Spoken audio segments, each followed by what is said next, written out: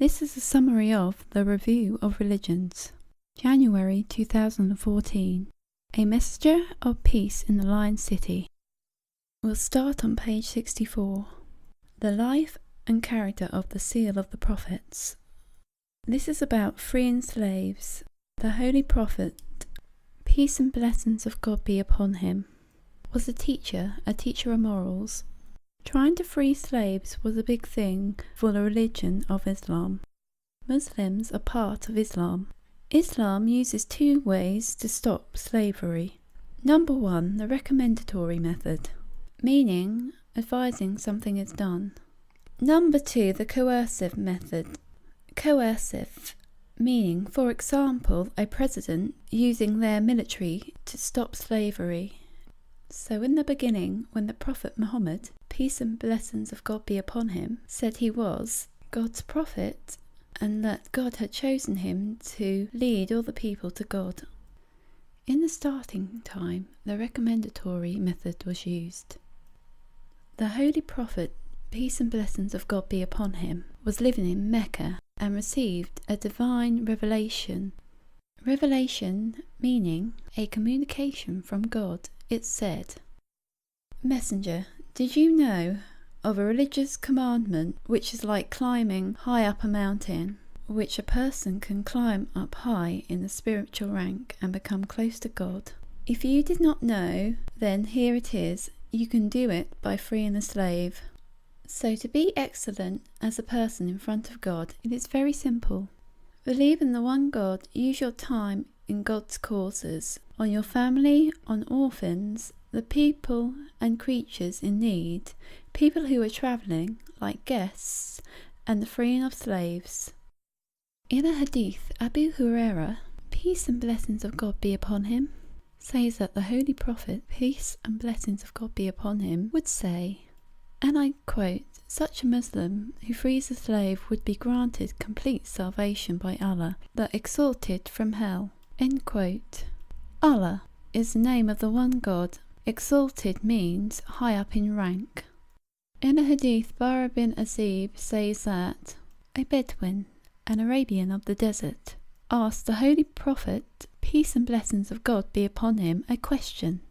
I quote, "O Messenger of Allah, inform me of such a deed that if I perform it, I may be directly admitted into paradise." End of quote. The Holy Prophet, peace and blessings of God be upon him, said, and I quote, "You have used very few words, but inquired of a matter which is rather great. You should free a slave, and if you are unable to do so alone, then do so with the help of others." In a hadith, Abu Burda relates from his father that the Holy Prophet, peace and blessings of God be upon him, said, and I quote, "If a person has a bondwoman whom he educates well, teaches good manners, frees her, and then marries her, such an individual would be worthy of a double reward from God." End quote. The freeing of slaves is a law in Islam. So this freeing of slaves is between both advising people to free slaves and an example of a president using military power to make people see the benefit of freeing slaves. Allah the Exalted states in the Holy Quran, and I quote, "The punishment of an individual who kills a believer by mistake is that he shall free a Muslim slave and pay blood money to be handed over to his heirs unless they remit it by themselves. But if such an individual is unable to find a slave to be freed, then he shall fast for 2 consecutive months." End quote. Consecutive means one after the other. Bondwoman means a woman slave. And of course this means males and females. Looking down page 67, it says, "If a person takes an oath in the name of God, then breaks it, for doing that the person should feed 10 poor people as much as he can, or clothing them, or the freeing of a slave. If that person cannot find a slave, then they can fast for 3 days instead." So these are some of the different ways the religion of Islam has given its followers. Islam also gives 2 or 3 options and gives Muslims the choice to do any option they want that is easiest and best. God's great wisdom in these verses has talked about the freeing of slaves. And if a person cannot find a slave, then there is a choice for them to do something else instead. Religion should not be a hardship, it should be there to benefit you. Now here is the part about freeing slaves by force. In a hadith, Suwaid, peace and blessings be upon them, who was a companion of the Holy Prophet, peace and blessings of God be upon him, he says that they were 7 brothers who owned a single slave. For some reason, one of them became angry and slapped the slave. When the Holy Prophet, peace and blessings of God be upon him, was told, he commanded that the slave be freed. The very same hadith is said by Ibn Umar, peace and blessings of God be upon him. He says, if someone beats a slave and then frees them, then there is still no reward in it. The reason is because it's the owner's punishment for hitting the slave.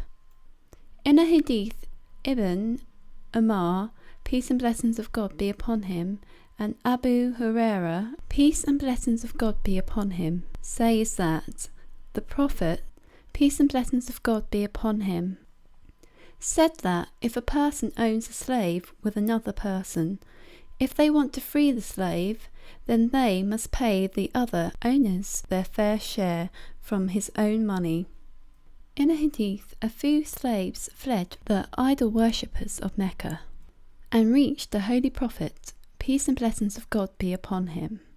The idol worshippers requested the Holy Prophet, peace and blessings of God be upon him, to return their slaves. Different Muslims asked on behalf of the idol worshippers to return their slaves. The Holy Prophet, peace and blessings of God be upon him, became very angry on this and refused to return the slaves. The Holy Prophet, peace and blessings of God be upon him, said, and I quote, "These slaves have been set free by Allah.